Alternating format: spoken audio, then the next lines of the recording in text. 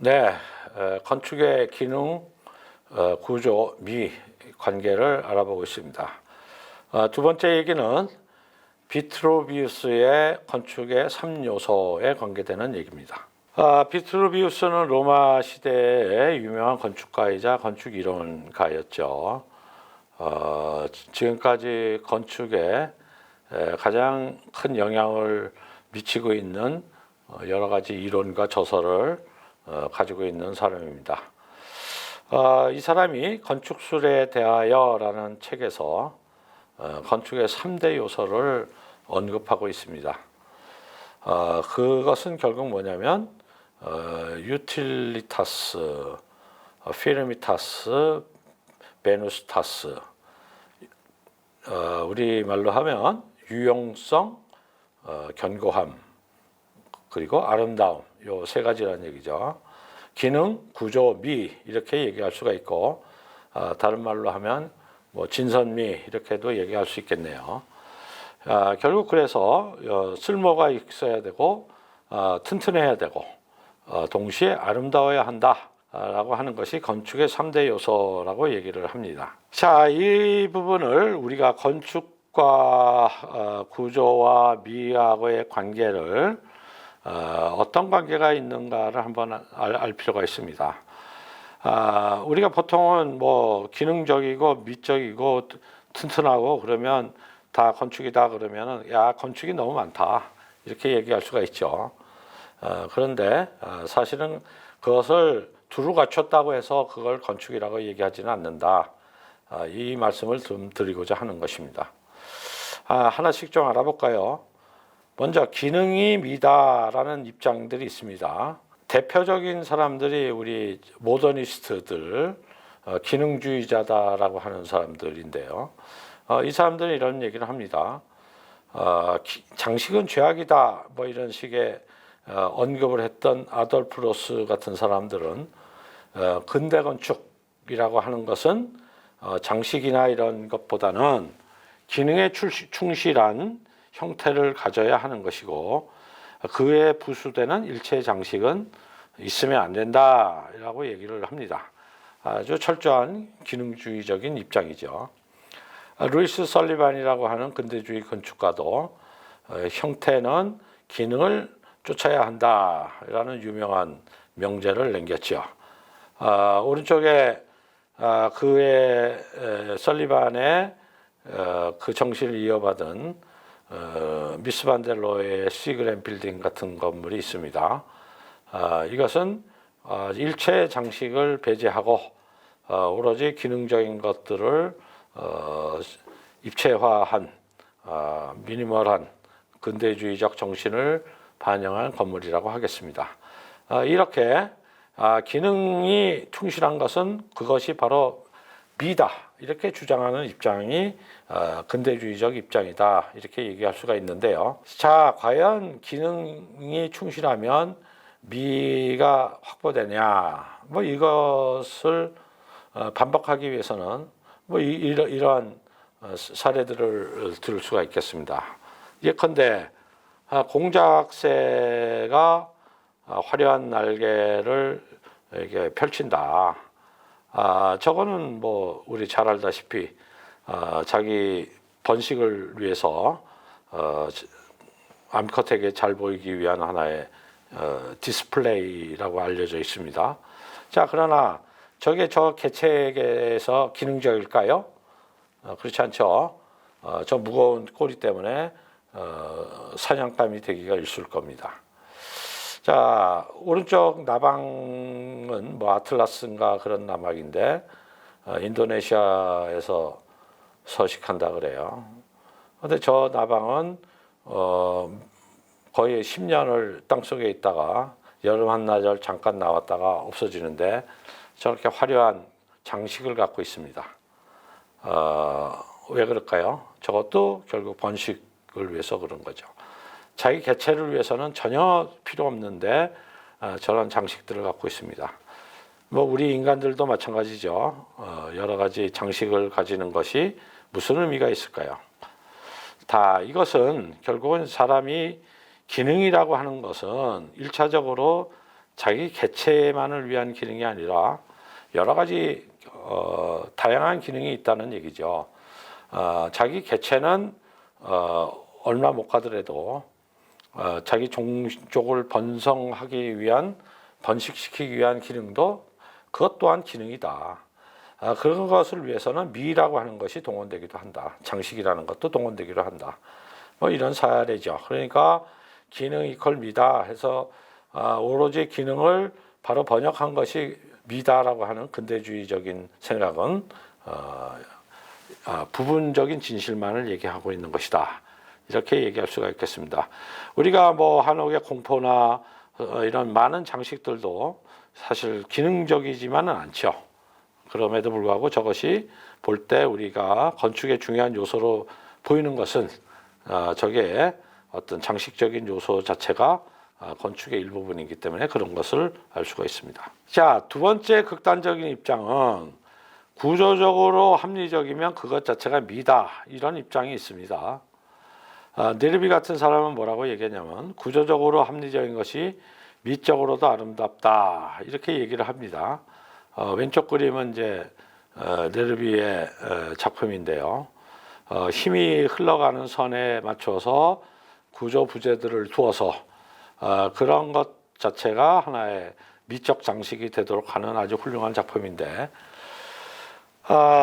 이게 이제 적용될 때도 있고 그렇지도 않을 때도 있다, 이런 얘기죠.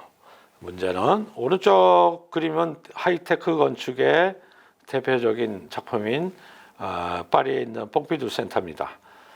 구조 부재들을 아주 직설적으로 노출을 시켜서 그 역학적인 힘의 흐름, 구조 부재들이 가지고 있는 여러 가지 역동성, 이 자체를 건축 미의 핵심으로 삼은 이런 하나의 경향이 하이테크 건축이죠. 자, 이런 경향도 구조 이퀄 미다라고 보는 입장입니다. 자, 그런데 이것에 또 모순이 되는 사례들이 있어요. 대표적으로 이제 세인트 폴 성당이 이제 그렇습니다. 세인트 폴 성당은 1697년에 완성된 크리스토퍼 렌의 작품인데, 이 렌이라고 하는 사람은 30대 때부터 이 작업을 해서 거의 90세 때까지 이 작업을 했습니다. 그러니까 거의 60년을 이 건축 설계와 시공을 하는 과정을 감독했던 이런 사람인데요. 자, 이게 정면에서 본 그림이 왼쪽이고 가운데 그림이 그것의 단면하고 인면을 이렇게 같이 본 그림입니다. 이 그림을 좀 설명을 드리죠. 자, 크리스토퍼 렌은 기본적으로 르네상스식의 스타일로 이 건물이 되기를 강력하게 원했습니다. 그런데 이 구조상 대성당 구조를 하려면 고딕식으로 해서 버트레스를 둘 수밖에 없죠. 플라잉 버트레스를. 그거를 숨기기 위해서 이렇게 큰 벽을 바깥에다 이렇게 둘러서 그거를 숨겼다. 예, 이런 얘기는 우리가 건축 역사 시간에 공부를 했습니다. 자, 그것 말고도 여기서는 또 하나의 이제 가짜 구조가 등장을 하는데, 그게 뭐냐면 요 돔입니다. 자, 어떤 일이 있었냐면 이 건축을 설계 시공하는데 60년이 걸렸다 그랬죠. 처음에 이 돔이라고 하는 것은 계획 안에 없었습니다. 초기 렌이 의회로부터 돈을 받았을 때는 이 그림을 속으로는 구상을 하고 있었지만 초기에는 예산을 안 줘서 저게 없었어요. 자, 그런 상태에서 이 기초 작업을 합니다. 자, 이 기초 작업을 해서 또 몇십 년이 지난 다음에 이것이 이 정도 완성이 된 다음에 렌이 그때서야 비로소 의회로부터 돈을 받아서 이 상부 구조를 만들 수 있는 예산을 확보하고 이 돔을 만들기로 합니다. 자, 그러다 보니 이 기초가 이 돔을 만들 수 있는 무게를 견딜 수 없다라는 것이 드러났어요. 결국 이 돔을 제대로 지으면 이 기초가 전부 침하가 된다, 이런 상태가 됐습니다. 그러니까 결론적으로는 돔을 만들 수가 없죠. 돔이라고 하는 건 말 그대로 이렇게 두꺼운 돔을 만드는 것을 얘기합니다. 이게 필요한 것은 다름 아닌 여기에 올려놔야 되는 이 랜턴이라는 것 때문에 그렇죠. 랜턴이 없으면 이거는 돔이 또 아니죠. 그러니까 이 랜턴도 살려야 되겠고, 기초에 맞게끔 이 돔의 무게도 줄여야 했습니다. 그러니까 어떻게 했느냐? 묘안이 이거죠. 이 랜턴의 무게는 바로 이렇게 돔이 아니라 콘을 두어서 밑으로 전달을 합니다. 이 콘은 얘보다 훨씬 가늘게 만들 수 있죠. 왜냐하면 힘이 흘러가는 선하고 부재의 선이 일치되니까. 얘는 힘이 흘러가는 선하고 형태가 다르니까 두께가 필요한데 얘는 얇게 만들 수가 있는 겁니다. 그래서 실질적인 구조는 이 콘인데, 콘을 형태로 만들 수는 없잖아요. 그러니까 편법으로 바깥에도 가짜 돔, 안에도 가짜 돔, 이렇게 해서 실질적으로 이 돔은 구조적인 돔이 아니라 그냥 장식용 돔입니다. 더군다나 내부에서는 이 돔이 진짜 돔인 것처럼 보이게 하기 위해서 여기다가 이런 식으로 마치 여기에 창이 보이는 것처럼 이런 식으로 그림까지 그려놨어요. 굉장히 아주 나쁘게 말하면 페이크죠, 페이크. 자, 페이크이고 말하자면 정직한 구조가 아닙니다. 자, 그럼에도 불구하고 이것이 세인트폴 성당이 여기가 알고 보니 구조가 가짜인 돔이었다라고 해서 저거를 우리가 비난할 수 있고, 저거는 정말 형편없는 건축이다라고 할 수 있냐? 전혀 그렇지가 않죠. 건축이라는 거는 그 자율적인 어떤 미적 규범이 있고, 위대한 건축가가 또 보여주려는 그런 아름다움이라는 게 있기 때문에 그 아름다움을 실현하기 위해서는 구조적으로 저는 말하자면 가짜 구조가 있다 하더라도 그것은 충분히 우리가 용서받을 수 있는 부분이다, 이렇게 얘기하는 것이 옳을 것입니다. 자, 마지막으로는 미는 그냥 미다. 앞에 뭐 기능이건 구조건 중요한 게 아니다 라는 입장에 또 건축미에 대한 입장이 있을 수가 있습니다. 자, 사실 이 미가 독립적인 하나의 속성이다라고 얘기한 최초의 우리 이론가라고 하면 칸트죠. 바움가르텐이라는 사람이 역시 18세기에 미학이라는 말을 최초로 썼고, 칸트는 실천 이상 비판에서 판단력 비판에서 미학이라는 이론 체계를 만들었죠. 그래서 미라고 하는 건 고대로부터 일종의 취향의 문제이기 때문에 학의 분류에 안 들어갔습니다만은 칸트에 이르러서 이것은 이제 하나의 미학이라는 학문이 되었고, 칸트는 그 속성을 아주 뭐 여러 가지로 밝히고 있습니다만은 그 중에 하나가 이제 목적 없는 항목적성이다, 뭐 이런 얘기를 하죠.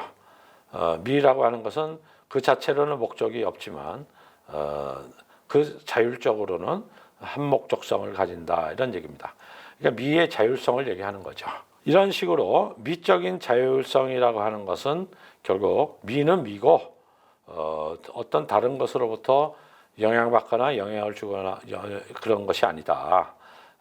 뭐 예술을 위한 예술, 이런 낭만주의적인 미학도 이것의 일환이라고 볼 수가 있습니다.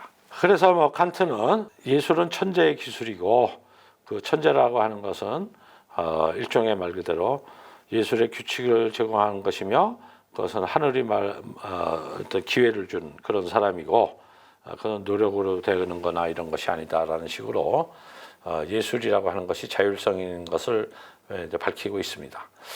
자, 그런데 이런 얘기에도 우리가 또 반론을 가질 수 있죠.